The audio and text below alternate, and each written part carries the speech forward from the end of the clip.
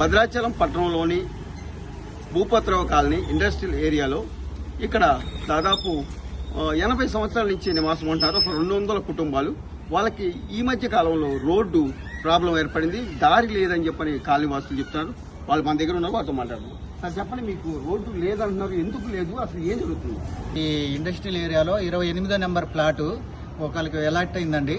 అయితే ఈ అలాట్ అయిన వాళ్ళు ఏం చేస్తున్నారంటే ఇప్పుడు దారి కూడా క్లోజ్ చేసేస్తామని చెప్తున్నారు. అయితే గతంలోంచి ఇక్కడ ఉన్నటువంటి 200 కుటుంబాలు కూడా ఇదే దారి గుండా వెళ్తా ఉంటారండి. గవర్నమెంట్ నన్నపనేని స్కూల్ కూడా ఉన్నది. పిల్లలు కూడా ఇదే దారి అమ్మట పిల్లలు స్కూల్కి వెళ్ళాలి, మసీదుకి పోవాలి, చర్చికి వెళ్ళాలి, అమ్మవారి టెంపుల్ కూడా ఉన్నది, ఇటే నడుస్తూ ఉంటారు. కాకపోతే ఈ రోజు ప్లాట్ గల ఏం చెప్తున్నారంటే ఈ దారి క్లోజ్ చేసేస్తాం, మీరు నడవటానికి వీల్లేదు అని చెప్తా ఉన్నారు. అయితే మేము కాలనీ వాసులు అందరం కూడా అడ్డుకోవడం జరుగుతుంది. అడ్డుకోవడం జరిగినాక ఏం చేసామంటే మేము ఐటీడీఏ పీఓ గారి దగ్గరికి వెళ్ళి ఇది కరెక్ట్గా సార్ మాకు దారి కావాలి అని చెప్పి లెటర్ ఇచ్చాం ఐటీడీఏ పీఓ గారికి. మళ్ళీ గ్రామ పంచాయతీ ఈఓ గారికి కూడా ఇచ్చామండి. ఎంఆర్ఓ గారికి కూడా ఒక లెటర్ ఇవ్వడం జరిగింది.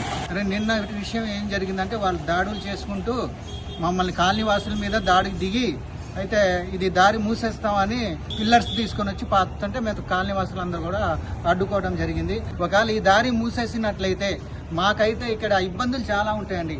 ఏదంటే అనుకోకుండా ఏదైనా ప్రమాదం జరిగితే, ఇక్కడ అగ్ని ప్రమాదం జరిగినట్లయితే ఇక్కడ మాకు ఫైర్ స్టేషన్ రావడానికి కూడా దారి లేకుండా మూసుకొని పోతుంది. రెండో విషయం ఏంటంటే అంబులెన్స్ రావడానికి కూడా దారి లేకుండా అయిపోతుంది. కాబట్టి ప్రజలందరం కూడా ఇబ్బందికి గురవుతున్నాం. పక్క ప్లాట్ వాళ్ళు ఉన్నారండి, ఇదే ఇండస్ట్రీకి సంబంధించిన వాళ్ళైతే దారి ఇచ్చారండి. అడగంగా ప్రజల కోసం వాళ్ళు దారి ఇచ్చారు. అదే రకంగా యాజ్ ఇట్ ఈస్ గా వాళ్ళు ఎంతైతే దారి ఇచ్చారో అదే దారి మసీదు వరకు చివరి వరకు ఇస్తే జనాలందరూ కూడా ఏ ఇబ్బంది లేకుండా ఇటు నడుస్తారని మేము అధికారులకి తెలియజేసుకుంటున్నామండి. వీళ్ళకి 4 అడుగుల ఎడల్పు, 25 అడుగులు పొడవు దారి ఇస్తే ఈ 200 కుటుంబాలు కూడా నడక ఇబ్బంది లేకుండా ఉంటుంది. వాళ్ళకి ఏ సమస్య వచ్చినా కూడా ఇబ్బంది లేకుండా ఉంటుందని స్థానికులు చెబుతున్నారు.